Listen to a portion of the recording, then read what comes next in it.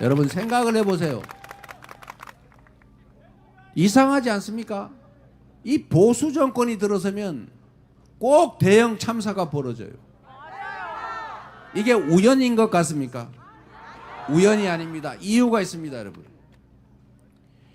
대형 참사가 벌어지는 걸 자세히 들여다보면 아주 미세한 관리상의 잘못에서 오는 거예요. 또는 큰 관리상의 잘못에서 오는 겁니다. 하늘에서 떨어진 번개 때문에 우리가 누군가 죽고 다치면 국가를 원망합니까? 그런데 이태원 참사 한번 보세요. 매년 있던 일이에요. 이번에도 10만 명, 20만 명 올 걸로 예측이 됐어요. 그리고 그 호텔 옆에 그 좁은 골목에 가장 많은 사람이 몰린다는 거 알아요. 그전에는 다 일방통행으로 경찰이 통제했어요. 그리고 일방통행하든지 교통관제하면서 경찰 그 몇 명만 있어도 다 안전하게 지나다닐 수 있지 않습니까? 그 골목에 일방통행 지정만 했더라면 그 왜 막 서로 꽉 밀려가지고 압살을 하겠어요? 서서 압살을 하는, 죄송합니다 유가족 여러분,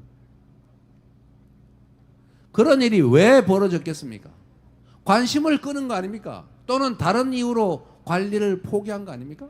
질서 유지라고 하는 경찰이 해야 될, 국가가 지방자치단체가 해야 될 기본적인 책임을 안 하거나 못해서 벌어진 일이에요.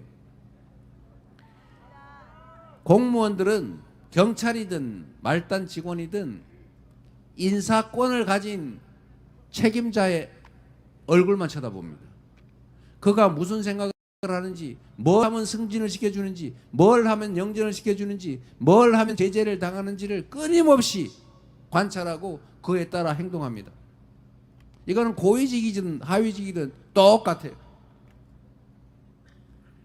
그래서 최고 책임자, 자치단체장이든 대통령이든 각 부처의 장관이든 그가 어디에 행정 목적을 두고 있는지, 국정의 목적을 두고 있는지를 공무원들이 파악을 하기 때문에 그 최고 책임자가 국민의 생명과 안전이 중요하다, 앞으로 안전사고 나지 않게 철저히 관리해라 라고 표정만 지어도, 말 한마디만 해도 사고 나지 않게 안전관리를 위해서 최선을 다합니다. 그러면은 당연히 매년 하던 인파가 몰리는 게 예상되는 거기에 혹시 사람들이 꼭 압사 생각을 안 하더라도 혹시 부딪혀서 불편할까봐, 발이라도 거릴까봐 당연히 교통 통제하고 질서 유지하는 거 아닙니까? 그랬더라면 이 사고가 났겠어요? 그냥 내버려 뒀죠. 이유는 알 수 없어요.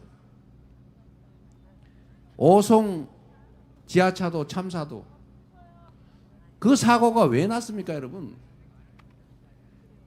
제방 공사를 하는데 장마가 오면 물이 부를 거 아닙니까? 그러면 제방을 넘치거나 제방이 훼손될 수가 있죠. 기존 제방을, 단단한 제방을 헐고 차가 왔다 갔다 했으니까 제방을 임시라도 복구를 해놔야 되잖아요. 그럼 물이 차면 흙으로 해놓으면 쓸려 나가는 거 상식 아닙니까?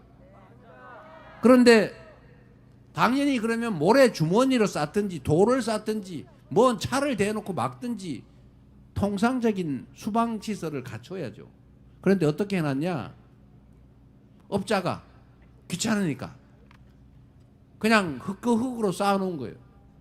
강물이 부르니까 강물이 넘치면서 흙을 살짝 씻겨 나가다가 터져버린 거예요. 그러니까 그 강물이 전부 다 도로로 들어온 거죠. 들어오니까 낮은 데로 몰릴 거 아닙니까? 지하차도가 낮잖아요. 쭉 가다 나중에 들어가요. 여기 물이 차니까 그걸 모르고 들어간 차들이 거기 갇혀버린 거예요. 물이 차오르면서 다 익사한 거죠.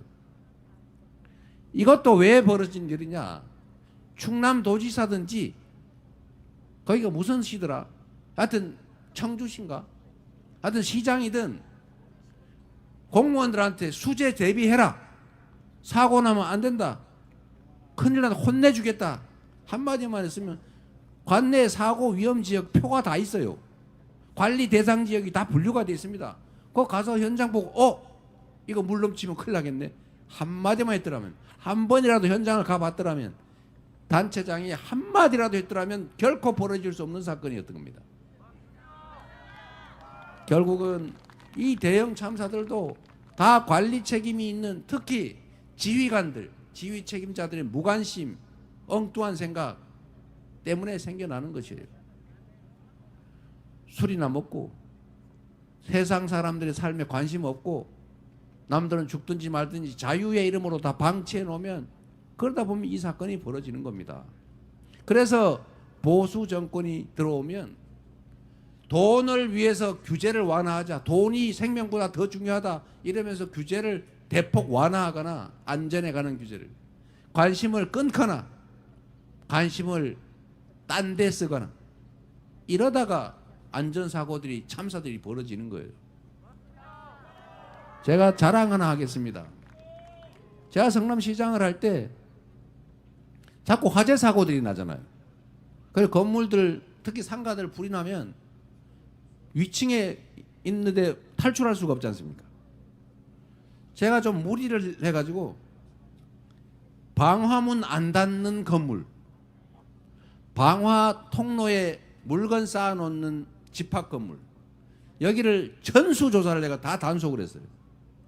그리고 그러면 또 단속하고 나면 또 쌓아놓으니까 단속, 이거 제대로 관리 안 하는 건물주를 신고하면 포상금을 주는 파파라치를 도입했어요.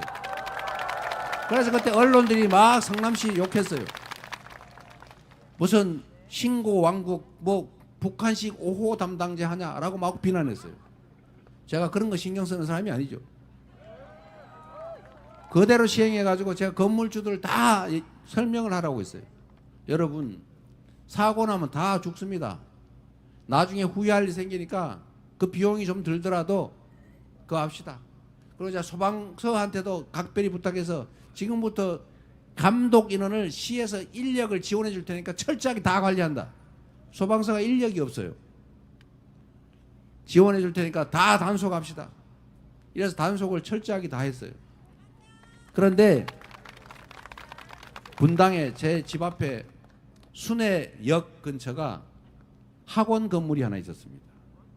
그거 지금 기록에도 나옵니다. 거기가 불이 났어요. 주차장에서 불이 나가지고 그 건물이 전소됐습니다. 그런데 그 건물에 학생들이, 학원생들이 270명인가 200 몇십 명 있었어요. 한 명의 부상자도 피해자도 없이 다 탈출했습니다. 이유는 아주 단순해요. 방화문이 다 닫혀 있어서 불이 올라가는 그 통로하고 이 학생들이 탈출하는 통로가 방화문이 닫혀서 다 보호가 돼 있었던 거예요. 이 학생들이 선생님들의 안내에 따라 옥상으로 갔다가 헬기가 없으니까 다시 그 통로를 타고 지하로 내려와서 지하 주차장을 통해 다 전원 탈출 안전하게 했습니다. 그리고 얼마 전에 분당에 BYC 건물인가 화재 났었죠. 여러분이 보셨습니다. 방송에서. 분당에 상가 건물 화재 난 거 BYC 건물이라고 전소했습니다. 거기 역시 상가들이 백수십 개, 모르겠어요. 숫자 어마어마한 숫자의 상가가 다 입주해 있잖아요. 당연히 사람들이 영업하려고 손님도 많았겠죠. 수백 명이 있었겠죠. 역시 거기도 그 엄청난 화재가 발생했는데 한 명의 피해자도 없었습니다. 저는 물론 이제 제가 퇴임한 한참 후에 벌어진 화재, 첫 번째는 제가 있을 때지만 한참 후에 벌어진 것이지만 그거 역시도 성남시가 방화문 철저히 체크하고 이거 자동 화재 방지 장치, 이거 뭐죠? 급수 스프링클러, 그거 제가 되는지 안 되는지 다 체크했어요. 고장난 데 많은 거 다 고치겠습니다. 이 최소한의 안전장치를 제가 철저히 다 하게 했죠. 그래서 건물이 전소되는 피해가 나는데도 부상 사망자가 없었다. 제가 안전에 관해서 이거 사실은 행정부서에 가면 안전관리부서를 한직으로 취급합니다. 제일 실력 없가는 미군 사람을 걸러보내요. 그래서 거기는 하루 종일 조는 게 일이에요. 제가 완전히 반대를 했어요. 안전부서, 경무부서, 장애인과, 대중교통과 이런 데 민원 많아서 다 죽을래요. 절대 안 하려고 그래요. 자, 그래서 안전, 경무부서, 이런 데는 가장 우수한 과장 팀장 보내고, 거기에서 잘하면 가장 우수한 자원들 열심히 하면 거기를 제일 먼저 승진시켜주고, 그리고 안전직렬 전문 직원을 별도로 몇 명 뽑고, 그래서 거기에 배치하고, 언제나 회의할 때 안전부사 제일 격려해주고. 당신들은 사고가 날 가능성이 적지만 사고 한번 나면 큰 문제가 된다. 마치 전쟁이 남북 간에 일어날 가능성이 적지 않습니까? 그러나 전쟁이 나면 큰일 나잖아요. 그러니까 전쟁 날 가능성은 없지만 북한의 1년 GDP 국민 총생산액의 2배나 되는 70, 80조 원 되는 국방비 지출하면서 매년 수십만의 그 젊은이들을 징집해가지고 휴전선을 지키고 있잖아요. 엄청난 돈을 들여서 무기체계, 방어체계, 공격체계 유지하지 않습니까? 그런데 이 안전 안보 문제는 가능성이 낮으니까 방치하는 경향이 있어요. 그냥 형식적으로 해요.